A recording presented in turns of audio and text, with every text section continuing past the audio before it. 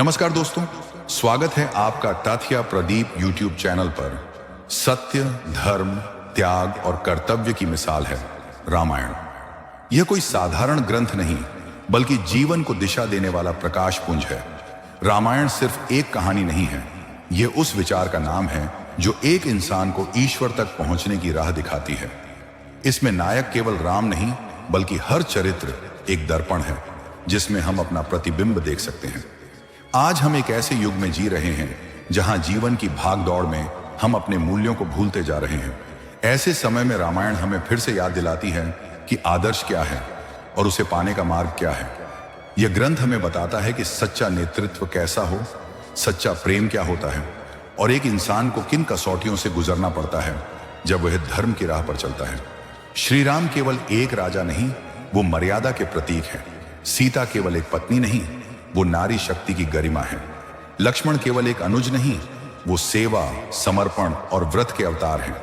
हनुमान केवल भक्त नहीं, वो शक्ति और भक्ति का अद्भुत संगम है। हर पात्र हमें एक सीख देता है। आज से हम शुरू कर रहे हैं एक ऐसी यात्रा जो केवल रामायण को सुनना नहीं, बल्कि जीना है। हम जानेंगे कैसे एक राजा बन गया, कैसे एक पत्नी अग्नि परीक्षा से गुजरी, कैसे एक भक्त ने पर्वत उड़ा दिए और कैसे रावण जैसे ज्ञानी को अहंकार ने पतन की ओर धकेला। आइए शुरू करते हैं ये महायात्रा, रामायण की कथा में छिपी उन प्रेरणाओं को समझते हुए जो हमारे जीवन को बदल सकती हैं। सतयुग के अंत में जब त्रेता युग का आरंभ हुआ, तब पृथ्वी पर अधर्म, अन्याय और राक्षसी प्रवृत्तियों का बोलबाला बढ़ने लगा। देवताओं ने भगवान विष्णु से प्रार्थना की, प्रभु इस संसार को अधर्म से मुक्त कीजिए। तब भगवान ने त्रेता युग में मर्यादा पुरुषोत्तम राम के रूप में अवतार लेने का निश्चय किया। अयोध्या नगरी, सूर्यवंश की राजधानी, राजा दशरथ जो एक प्रजावत्सल और धर्मपरायण शासक थे, परंतु उन्हें संतान की प्राप्ति नहीं हो रही थी। उन्होंने अपने गुरु वशिष्ठ के परामर्श से अश्वमेध यज्ञ करने का निर्णय लिया। यज्ञ के उपरांत अग्निदेव प्रकट हुए और उन्होंने एक दिव्य खीर का पात्र दिया, जिसे दशरथ जी ने अपनी तीनों रानियों कौशल्या, कैकेयी और सुमित्रा को दिया। परिणाम स्वरूप कौशल्या से श्री राम, कैकेयी से भरत और सुमित्रा से लक्ष्मण एवं शत्रुघ्न का जन्म हुआ। राम का बाल्यकाल अत्यंत मधुर और शिक्षाप्रद था। वे बचपन से ही संयमी, गंभीर और धर्मनिष्ठ थे। जहां अन्य बालक खेल में लगे रहते, वहीं राम ध्यान और अध्ययन में रत रहते। उनमें एक दिव्यता थी जो सबको आकर्षित करती थी। राम ने बचपन से ही अपने भाइयों को एकता और कर्तव्य का पाठ पढ़ाया। जब लक्ष्मण ने उन्हें बताया कि वह उनके बिना एक क्षण नहीं रह सकते, तब राम ने कहा, भ्रातृ प्रेम ही जीवन की सबसे बड़ी पूंजी है। जब तक हम साथ हैं, कोई शक्ति हमें विचलित नहीं कर सकती। भाईचारे में शक्ति है और प्रेम में विजय। श्री राम। एक बार महर्षि विश्वामित्र अयोध्या आए। वे राजा दशरथ से बोले, राजन, मुझे अपने यज्ञ की रक्षा हेतु राम और लक्ष्मण की आवश्यकता है। दशरथ चिंतित हो उठे। इतने छोटे बालक और राक्षसों से युद्ध? परंतु गुरु वशिष्ठ ने समझाया, राम केवल राजकुमार नहीं, वे स्वयं धर्म के रक्षक हैं। यह समय उनके पुरुषार्थ को जानने का है। इस प्रकार शुरू हुई राम और लक्ष्मण की जीवन यात्रा, गुरु विश्वामित्र के सान्निध्य में। यही वह समय था जब राम ने पहली बार ताड़का वध किया। यह केवल एक राक्षसी का अंत नहीं था, यह पाप और भय का नाश था। जब राम जैसे व्यक्ति किसी गलत को समाप्त करते हैं, तब वह केवल बाहरी नहीं, भीतरी राक्षसों को भी खत्म करते हैं, जैसे लोभ, भय, मोह और क्रोध। रामायण का हर चरण हमें यह सिखाता है कि जीवन की कठिनाइयों में भी धर्म को मत छोड़ो। बाल्यकाल में ही राम ने अपने कर्तव्यों को समझा, गुरु सेवा की, भाइयों में स्नेह बांटा और सच्चाई की राह पर दृढ़ता से चले। यदि हम अपने बच्चों को राम जैसा बनाना चाहते हैं, तो उन्हें केवल किताबी शिक्षा नहीं, बल्कि नैतिकता और चरित्र की शिक्षा देनी होगी। तभी एक राम जन्म लेगा, फिर से हमारे ही घर में। विश्वामित्र के साथ शुरू हुई वह यात्रा जिसने राम को एक शिष्य से योद्धा और फिर पति रूप में स्थापित किया। राम और लक्ष्मण दोनों ब्रह्मचर्य व्रत में बंधे गुरु की सेवा के लिए सदा तत्पर रहते। यह यात्रा केवल यज्ञ रक्षा नहीं, आत्मा के बोध की यात्रा थी। प्रथम बाधा आई ताड़का, एक विकराल राक्षसी जिसका आतंक वर्षों से ऋषियों की तपस्या को बाधित कर रहा था। राम ने पूछा, क्या किसी नारी का वध धर्म संगत है? विश्वामित्र ने उत्तर दिया, जब धर्म खतरे में हो तब स्त्री पुरुष का भेद नहीं होता। धर्म की रक्षा ही सबसे बड़ा कर्तव्य है। और राम ने धर्म बाण चलाया, ताड़का का अंत कर दिया। इसके पश्चात राम ने अनेक राक्षसों का वध किया, मारीच और सुबाहु को परास्त किया। यह केवल शारीरिक युद्ध नहीं थे, यह आत्मबल और धैर्य के प्रतीक युद्ध थे। विश्वामित्र ने प्रसन्न होकर राम को दिव्य अस्त्र दिए, ब्रह्मास्त्र, वायवास्त्र, वरुणास्त्र और कई अन्य दिव्य शक्तियां। इसके बाद वे पहुंचे मिथिला, जनकपुरी, जहां सीता स्वयंवर की तैयारी हो रही थी। राजा जनक ने प्रतिज्ञा की थी, जो शिव धनुष को उठाकर उसकी प्रत्यंचा चढ़ा देगा, वही मेरी पुत्री सीता से विवाह कर सकेगा। सीता, जो केवल सौंदर्य की प्रतिमूर्ति नहीं, बल्कि तप, त्याग और शुद्धता की देवी थी। उन्होंने शिवजी को बचपन से पूजा और साधना द्वारा अपने वर के रूप में प्राप्त करने का संकल्प लिया था। सभा में बड़े बड़े राजा आए, रावण भी आया, सबने प्रयास किया, पर कोई शिव धनुष को हिला तक नहीं सका। अंत में गुरु विश्वामित्र ने राम से कहा, अब तुम्हारा समय है, आगे बढ़ो, धर्म की प्रतिष्ठा तुम्हारे हाथों में है। राम ने धनुष को सम्मान पूर्वक उठाया, जैसे कोई अपने गुरु का आशीर्वाद ले रहा हो, और एक ही झटके में प्रत्यंचा चढ़ाई। धनुष की टंकार से पूरी सभा गूंज उठी और धनुष टूट गया। यह कोई अहंकार का प्रदर्शन नहीं था, यह एक नारी की इच्छाओं का सम्मान था। यह धर्म की विजय थी। शक्ति का प्रयोग तब सार्थक होता है जब वह सम्मान और मर्यादा के लिए किया जाए। श्री राम। जनक ने सीता का विवाह राम से तय किया, लेकिन विवाह केवल दो व्यक्तियों का नहीं होता, यह दो कुलों का, दो संस्कृतियों का, दो आत्माओं का मिलन होता है। भरत, लक्ष्मण, शत्रुघ्न का विवाह भी जनक कुल की कन्याओं से हुआ और एक स्वर्णिम युग का आरंभ हुआ, एक नई मर्यादा की नींव रखी गई। परंतु राम का विवाह जीवन का अंत नहीं था, यह तो एक नवीन अध्याय की शुरुआत थी। अब राम केवल पुत्र, योद्धा और वर नहीं थे, अब वे राजा बनने की ओर अग्रसर हो रहे थे। और यहीं से शुरू होती है अगली यात्रा, जीवन के सबसे कठिन त्याग की परीक्षा। जब जीवन हमें प्रेम और सौंदर्य देता है, तो उसके बाद परीक्षा भी अवश्य देता है, और राम हर परीक्षा में उत्तीर्ण होकर एक युग पुरुष बनते हैं।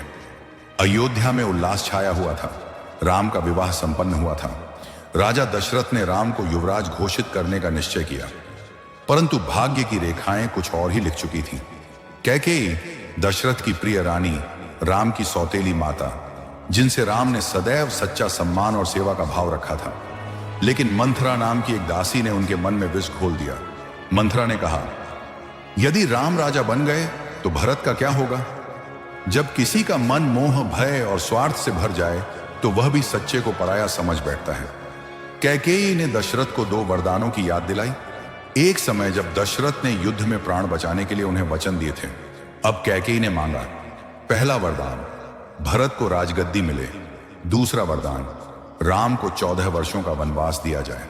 राजा दशरथ, जो पुत्र वियोग के विचार मात्र से टूट गए पर राजधर्म में बंधे थे, उन्होंने राम को बुलाया, आंखों में आंसू, हृदय में वेदना। राजा दशरथ, राम, मुझे क्षमा करना, मैंने एक बार वचन दिया था और अब वही वचन तेरे लिए वनवास बन गया है। राम, जिनकी आत्मा धर्म की मूर्ति थी, उन्होंने बिना किसी हिचक के उत्तर दिया, पिताश्री, यह मेरा सौभाग्य है कि मैं आपका वचन पूरा करने का साधन बन रहा हूं। जब जीवन आपको अन्याय दे तब भी उत्तर मर्यादा हो, यही रामत्व है। राम के साथ सीता और लक्ष्मण भी वनवास को तैयार हो गए। सीता ने कहा, जहां राम होंगे वहीं मेरा जीवन होगा, और लक्ष्मण ने कहा, मैं सेवक बनकर नहीं, रक्षक बनकर साथ चलूंगा। अयोध्या की गलियां, जहां कल तक उत्सव की ध्वनि थी, अब वहां केवल शोक था। राम के वनगमन पर पूरी अयोध्या मौन हो गई। दशरथ पुत्र वियोग में तड़पते रहे। अंततः उस वियोग ने उन्हें भी शांत कर दिया और वे स्वर्ग से धार गए। भरत, जो न केवल राम के भाई थे बल्कि उनके भक्त भी, जब वापस अयोध्या लौटे और यह समाचार पाया तो वे स्तब्ध रह गए। उन्होंने कैकेयी को कठोर वचन कहे और सीधे चित्रकूट जा पहुंचे, राम को लौटने हेतु मनाने। चित्रकूट में दोनों भाइयों का मिलन, वह केवल भावनाओं का नहीं, आदर्शों का संगम था।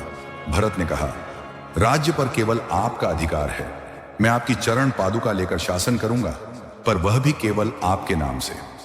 सच्चा प्रेम अधिकार नहीं मांगता, वह समर्पण करता है। भरत और राम का रिश्ता स्नेह का सबसे पवित्र उदाहरण है। रामायण केवल एक कथा नहीं, यह आदर्शों का, त्याग का और प्रेम की मर्यादा का सजीव उदाहरण है। जब एक राजकुमार त्याग करता है, एक पत्नी धर्म निभाती है, एक भाई सत्ता को ठुकराता है, तब एक युग पुरुष जन्म लेता है। वनवास का जीवन एक तपस्या था। राम, सीता और लक्ष्मण ने अपने जीवन के राजसी सुख छोड़कर वन को गले लगाया। वे चित्रकूट में रहे, ऋषियों से मिले और फिर पंचवटी में निवास किया, जहां से घटनाओं की नई श्रृंखला शुरू होती है। पंचवटी वह स्थान जहां राम, सीता, लक्ष्मण ने सुंदर कुटिया बनाई। यहां उनका जीवन शांति और आत्मा की साधना में बीत रहा था। लेकिन हर शांति के पीछे एक परीक्षा छिपी होती है। लंका की राजकुमारी शूरपणखा, रावण की बहन, पंचवटी आई। उसने राम को देखा और उनके रूप पर मोहित हो गई। उसने राम से विवाह का प्रस्ताव रखा, पर राम ने मुस्कुराकर उत्तर दिया, मैं विवाहिता हूं, तुम लक्ष्मण से बात करो। लक्ष्मण ने क्रोध में शूरपणखा की नाक काट दी। अपमानित होकर वह लंका भागी और अपने भाई रावण को सब बताया। यही वह क्षण था जब रावण ने प्रतिशोध का संकल्प लिया। एक अपमान जब अहंकार से जुड़ जाए तो विनाश का कारण बनता है। रावण ने मारीच को भेजा, एक मृग रूप में। वह स्वर्ण मृग सीता को लुभाने आया। सीता ने राम से आग्रह किया, वह मृग कितना सुंदर है, उसे लाओ ना राम। राम मृग के पीछे गए। लक्ष्मण ने सीता की रक्षा का दायित्व लिया। तभी दूर से राम की आवाज आई, हाय लक्ष्मण, बचाओ। यह मारीच की चाल थी जिसने राम की आवाज में पुकारा। सीता व्याकुल हो गई। लक्ष्मण ने लक्ष्मण रेखा खींची और राम की खोज में निकल पड़े। अब रावण साधु का वेश बनाकर आया और लक्ष्मण रेखा लांघकर सीता का हरण कर लिया। सीता, जिसने सदा सत्य और धर्म का साथ दिया, अब रावण की बंदिनी बनी। पवन वेग से पुष्पक रथ उड़ता गया। सीता विलाप करती रही।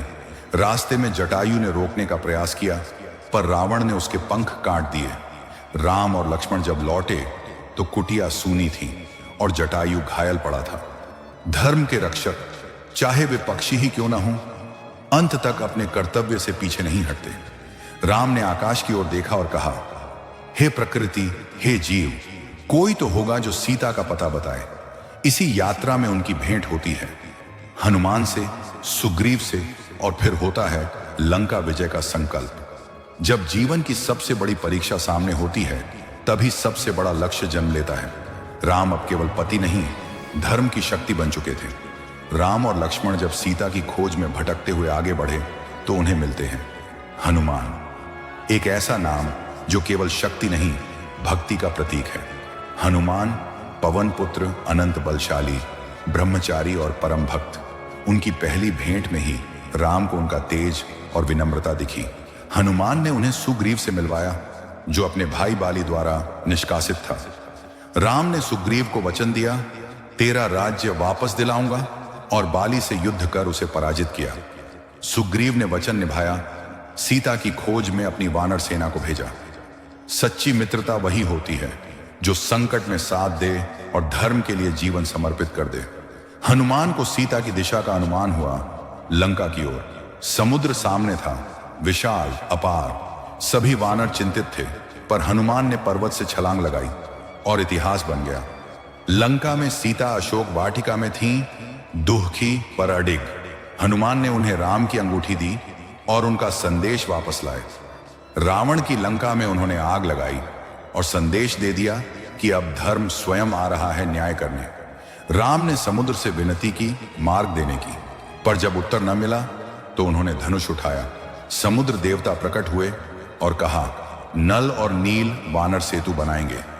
फिर शुरू हुआ राम सेतु का निर्माण। पत्थर जल में तैरने लगे क्योंकि उन पर लिखा था राम।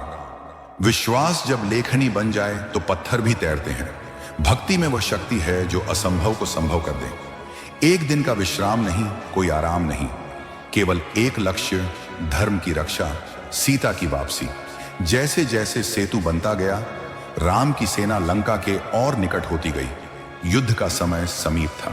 जब लक्ष्य पवित्र हो तो संपूर्ण प्रकृति भी उसकी सहायता करती है। यह केवल युद्ध नहीं, धर्म और अधर्म के बीच की रेखा खींचने का समय था। लंका की सीमा के पास खड़ी थी धर्म की सेना।